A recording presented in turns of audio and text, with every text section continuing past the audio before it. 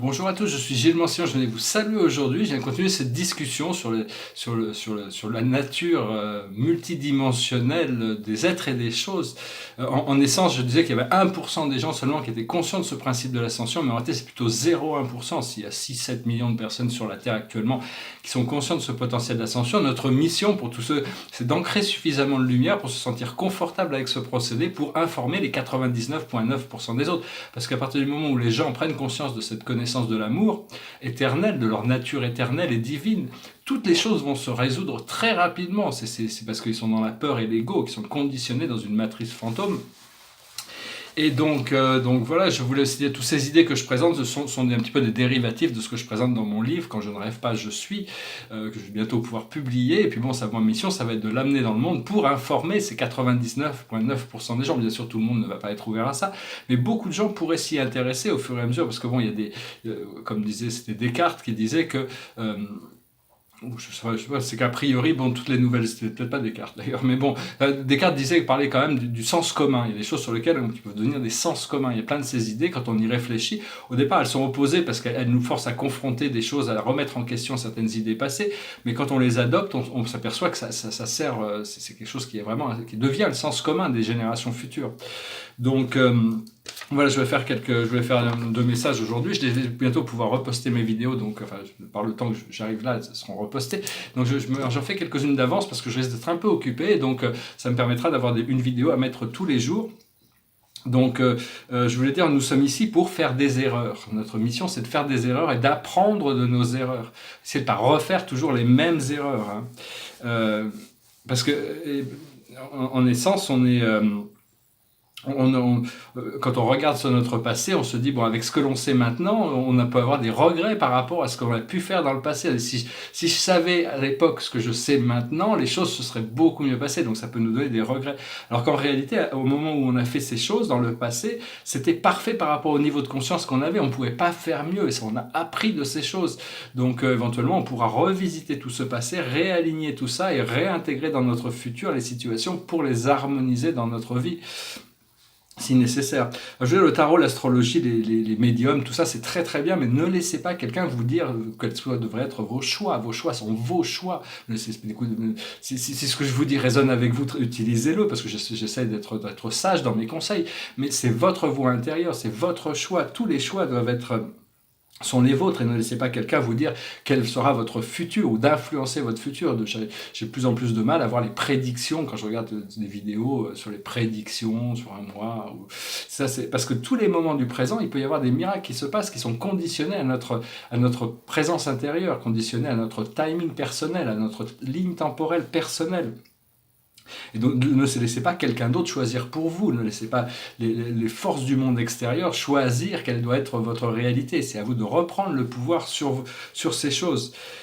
Et savoir que toutes les difficultés du monde extérieur, du monde terrestre, ne viennent pas d'un jugement divin, ne viennent pas, c'est ce qu'on appelle le karma, c'est-à-dire qu'il y a toutes sortes de choses, mais ces karmas, en réalité, c'est pas vraiment du karma, c'est des opportunités qui nous sont données pour guérir, pour harmoniser, pour intégrer, pour changer les choses. Il faut accepter de changer. Le changement, c'est quelque chose de permanent. On ne peut pas s'accrocher aux choses, hein, parce que sinon on est malheureux, parce que les choses ne peuvent pas rester.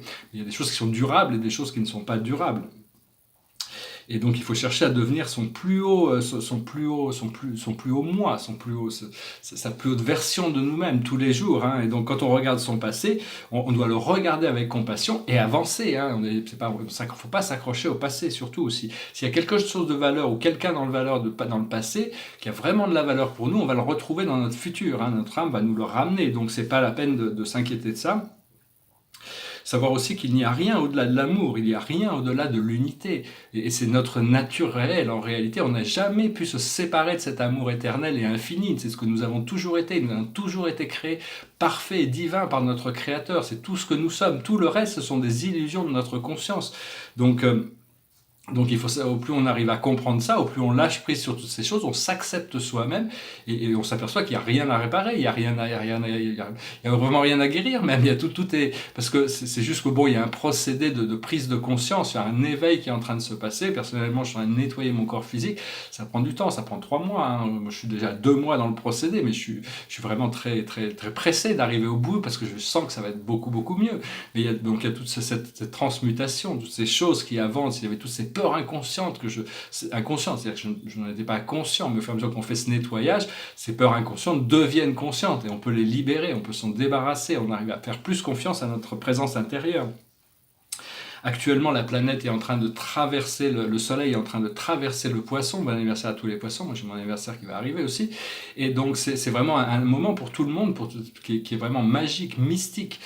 Le Poisson, c'est l'unité, c'est l'océan cosmique. Hein. Et quand la Lune va faire une nouvelle Lune, il va y avoir une conjonction avec Neptune. C'est une Lune extrêmement puissante, je crois. Hein, j'ai pas d'ordinateur actuellement, donc je ne peux pas vraiment vérifier toutes ces choses. Mais je crois qu'il va y avoir cet alignement entre le Soleil, la Lune et Neptune. Donc ça va être très très puissant, un puissant révélateur. Et actuellement, il faut apprendre à se passer des choses aussi, parce que bon, on peut pas dire qu'on est zen si on peut pas se passer des choses, hein, de manière. Donc c'est pas plus mal, des fois il y a des situations qui nous forcent à sortir de notre zone de confort, c'est pas forcément c'est pas forcément agréable de sortir de sa zone de confort, mais bon, faut pouvoir le faire. Et puis après, je sais que le fait d'avoir dû se priver de certaines choses, quand on retrouve les choses, on en trouve tellement plus de satisfaction et de bonheur. Si on a toujours eu tout, on ne peut pas apprécier les choses. Donc le fait des fois de pouvoir passer du temps sans certaines choses, ça nous aide à les apprécier. Actuellement, il y a un carré entre la planète Uranus, qui est l'éveilleur, et Neptune et Vénus, qui est tout ce que l'on aime, l'argent, l'amour, toutes nos préférences. Et donc il y a cette confrontation, un éveil sur une remise en question. Et toute l'année, il y a aussi Jupiter qui passe à travers le Sagittaire, qui crée cette expansion. Donc il faut en profiter. Je voulais dire que aussi la planète est en train de bientôt devoir faire des changements. Hein. Ça, on n'a pas le choix. La planète est un être vivant, mais vu que l'humanité est endormie, elle l'abuse depuis très longtemps. Et donc, il y a besoin d'expurger tout ce karma, qui est ce karma des guerres, des décennies de guerres et d'abus et de pollution. Et donc, pour commencer par là, il va y avoir un nettoyage. On est en train de réfléchir sur la manière dont nettoyer le fond des océans. C'est la première chose qui va devoir être faite. Et donc, je ne veux pas dire que tout le monde, toutes les côtes, mais tous les gens qui habitent sur les côtes pourraient être obligés de se délocaliser, parce qu'il y a beaucoup d'espaces côtiers, mais il y a des grandes villes sur les côtes. Mais la Terre a besoin de ça, hein. C'est-à-dire que bon, elle veut essayer de faire le moins de mal possible à son humanité, mais c'est l'humanité qui est responsable de tout ça, et donc, donc malgré ça, elle a un amour inconditionnel pour tous les êtres, même ceux qui polluent. Mais il va y avoir besoin donc si vous êtes guidé intérieurement d'aller acheter une maison au bord de la mer et que c'est votre présence intérieure, votre intuition qui vous révèle ça, allez-y, c'est que c'est le bon endroit pour vous. Mais sinon, c'est juste un truc mental et que c'est-à-dire qu'il y a peut-être des endroits qui risquent de souffrir un peu sur les côtes. Hein. Il y a toute cette faut voir, bon, parce qu'il y a besoin de libérer tout ce karma. Hein. Et je vois qu'il y a toute la jeunesse qui se mobilise pour le climat. En réalité, on ne peut rien faire pour changer le climat, mais on peut faire quelque chose pour changer notre attitude vis-à-vis de la planète. Donc c'est vraiment une bonne chose qui se mobilise. En réalité, ils prennent ça le climat, mais en réalité, c'est l'écologie. Il y a le centre de la Terre qui se réchauffe, et donc la planète est en train de changer. Il y a toutes ces transformations. Et il risque d'y avoir des continents qui ressortent des eaux, toutes sortes de choses. Il ne faut pas avoir peur. C'est des choses que, si vous êtes en contact avec votre présence intérieure, vous serez appelé au bon endroit, au bon moment. Je voulais aussi dire par rapport personnellement, il faut reprogrammer son esprit mental, parce que l'esprit mental, il y a toutes sortes de croyances, d'idées fausses qui continuent des programmes et donc qui ont besoin d'être expurgés, hein, parce que c'est des programmes qui nous font monter dans des espaces de joie et de bonheur, mais qui peuvent nous faire descendre dans des situations de désespoir d'un moment à l'autre, et ce contraste, donc ça nous apprend à rester centré, à lâcher prise, à respirer le plus possible.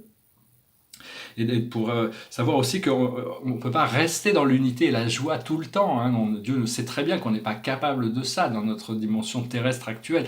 Donc ce qu'il faut, c'est avoir une partie égale entre notre idée individuelle et notre unité universelle. C'est-à-dire que pouvoir passer de l'un à l'autre, accepter le fait qu'on est un individu. Il ne faut pas partir en guerre contre l'ego, contre l'individualité, parce que c'est dans la partie harmonieuse, la connexion harmonieuse dans cette partie universelle, cette partie individuelle, que se trouve la réalité de l'âme. L'âme, elle est entre les deux, entre Dieu et le diable, entre le vrai moi et le faux moi, entre l'ego et le moi supérieur. Et donc, mais en réalité, voilà, donc c'était un petit message que je voulais faire. Il y a deux. Donc vous pouvez savoir que la joie permanente n'est pas attendue. On nous attend pas à ce qu'on soit pu pouvoir être dans la joie, l'extase permanente. Ça se viendra quand s'ascensionnera dans des plans supérieurs. Pour le moment, il faut essayer de quand même trouver ces moments de joie, pouvoir trouver un équilibre, une balance, une neutralité, d'être bien dans l'instant présent. Et je vais tirer quelques cartes, après je vais parler brièvement du tableau derrière moi, puis des âmes jumelles.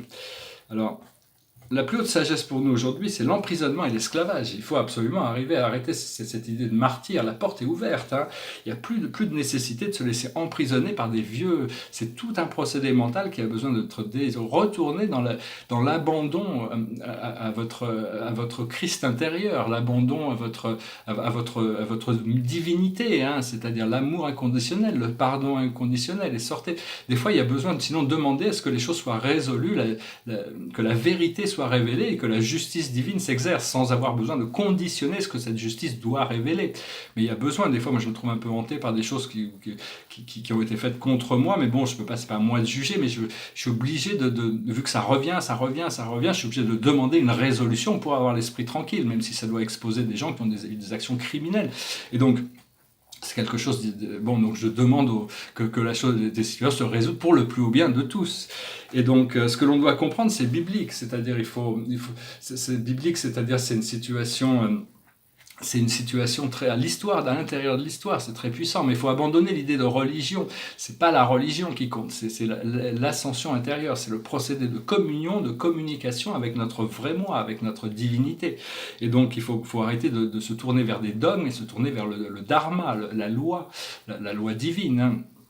Et donc, mais enfin bon, il faut savoir que bon, on vit un moment historique et il y a cette présence, cette intervention divine qui va être inévitable. Et donc on arrive là, ce qu'il faut faire, c'est la spiritualité et la religion. Il faut rester quand même connecté parce que tous ces grands livres religieux ont une sagesse à l'intérieur d'eux, mais il faut dépasser maintenant cette idée de dualité, cette polarité, cette séparation pour retourner à l'unité de l'amour et à l'amour inconditionnel et l'unité de Dieu. Hein. Savoir qu'on ne peut pas être, c'est toujours les lois divines, l'inclusion. Tout est un et un est tout. La loi, tout ce que l'on fait, on le reçoit. Donc, harmonisez vos intentions. Si vos intentions sont pures, même si vos actions sont un peu déformées, la vie comprend la pureté de l'intention et donc vous ramène donc vous ne jugez pas si vous voyez que votre intention n'est pas pure, mais en prenant conscience, on peut déjà se rétablir. Savoir que tout est en transformation, les 4 grands principes de la loi.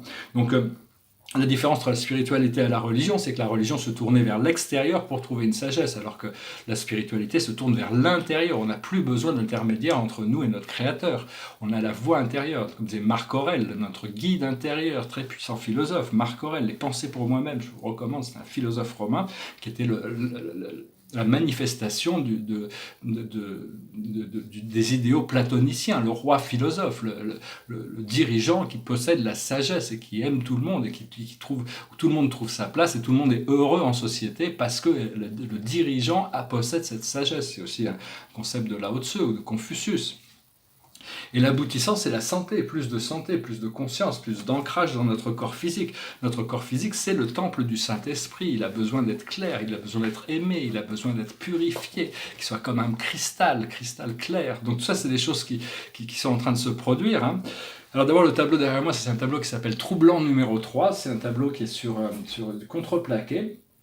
Alors c'est assez, bon, si vous voyez, oui, je me fais un peu d'ombre pour pouvoir voir un petit peu les reflets, mais il y a toutes sortes de reliefs dessus, puis en bas, il a été un peu éclaboussé en bas par d'autres tableaux, mais moi je l'aime bien, je trouve que ça ajoute un peu au tableau, c'est quelques petites éclaboussures.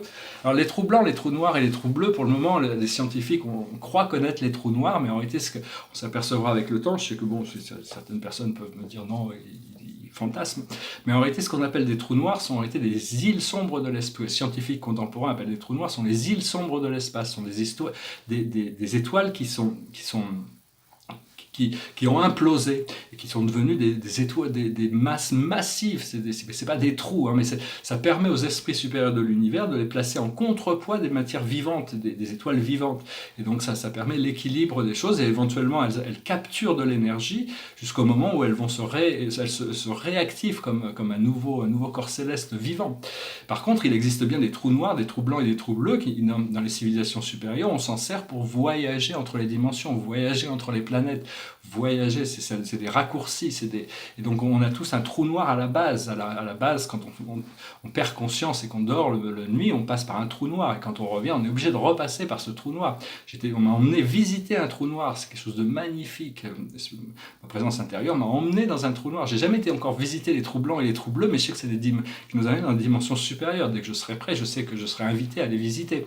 Mais ce trou noir, c'était un noir qui était tellement beau, qui flashait dans mon troisième œil. C'était quelque chose d'extraordinaire. C'était un matin, parce que le matin on est complètement clair, on est pur, quand on se réveille, avant de se réveiller, on est entre le veille et le sommeil, on est dans un espace de réceptivité. Prenez des notes sur vos rêves.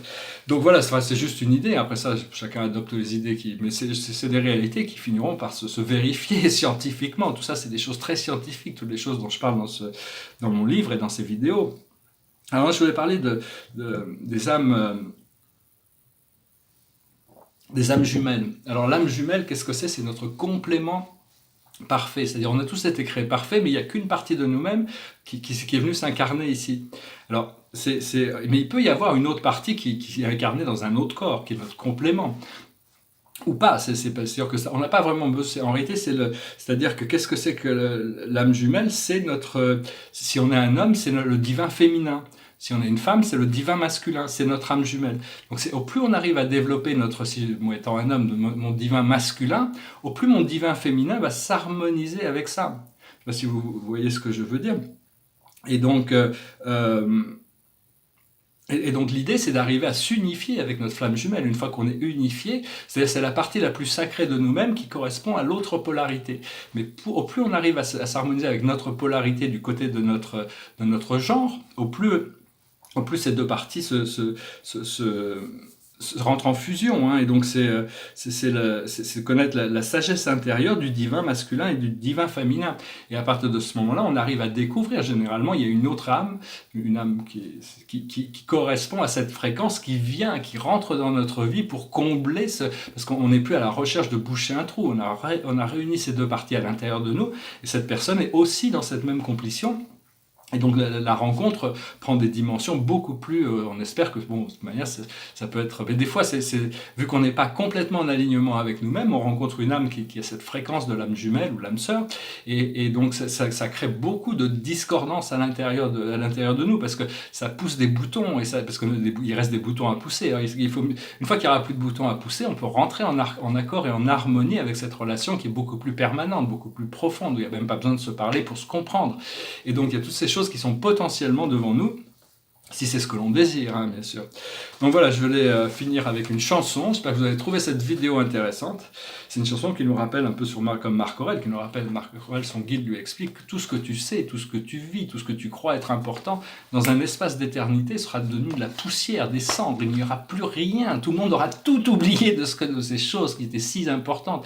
Donc il ne faut pas s'accrocher aux choses, il faut profiter de tous les jours, tous les moments pour évoluer, pour grandir, pour partager et avoir de la gratitude sur l'expérience. Et donc c'est une chanson qui s'appelle La poussière dans le vent, c'est-à-dire on est tous faits de poussière d'étoiles en réalité, et on retourne aux étoiles quand on a fini notre incarnation. C'est une chanson de Kansas. I close my eyes only for a moment and the moment's gone. All my dreams pass before my eyes, a curiosity, dust in the wind. All they are is dust in the wind. Same old song, just a drop of water in an endless sea. All we do crumbles to the ground, though we refuse to see. Dust in the wind, all we are is dust in the wind. Now don't hang on. Nothing lasts forever but the earth and sky. It sleeps away. And all your money won't another minute by. Dust in the wind.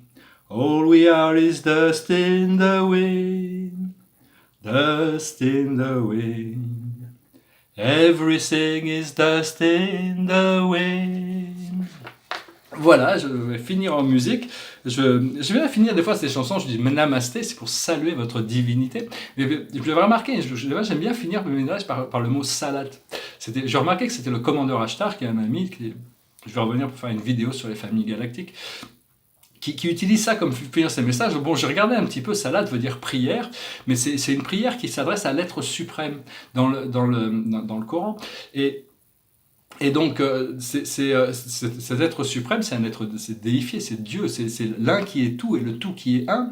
Alors que dans l'Urantia, ils disent adresser vos prières au Fils créateur de votre univers ou au Fils éternel au paradis, parce qu'ils ne révèlent pas les êtres déifiés. Mais là, à mon avis, c'est quelque chose d'assez agréable, parce que ça permet en même temps de finir par une prière, une adresse, une reconnexion et une recognition de la présence du tout, de la présence de l'un. Hein. Donc voilà, je vous remercie, je vous souhaite une excellente journée, Salat.